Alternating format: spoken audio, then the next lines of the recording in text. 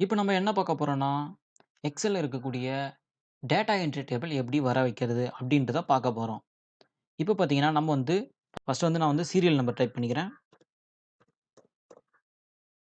Next வந்து name. Next வந்து place.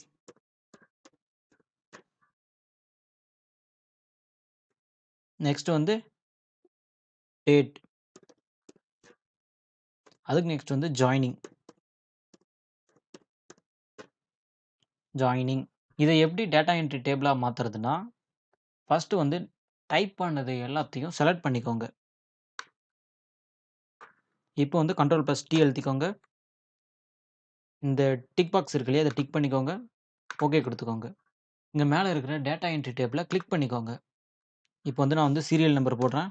1 name வந்து ஜீவிதா. ஜீவிதா. பிளேஸ் வந்து சென்னை. டேட் வந்து 12/2025. ஓகேங்களா?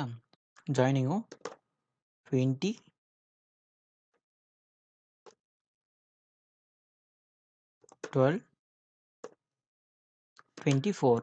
ஓகேங்களா? இப்போ வந்து நான் என்ன பண்றேன், நெக்ஸ்ட் பேர் குடுக்குறேன் பாருங்க. Serial number 2 Chopra, Kovai. Date வந்து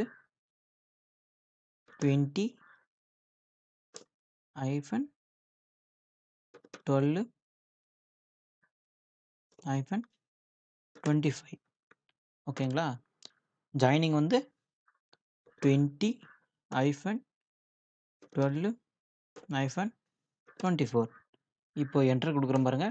அதுவும் அது கீழயே வந்துடுச்சு. ஓகேங்களா? இப்படி தான் ஐடென்டி டேபிள யூஸ் பண்றது. ஓகேங்களா?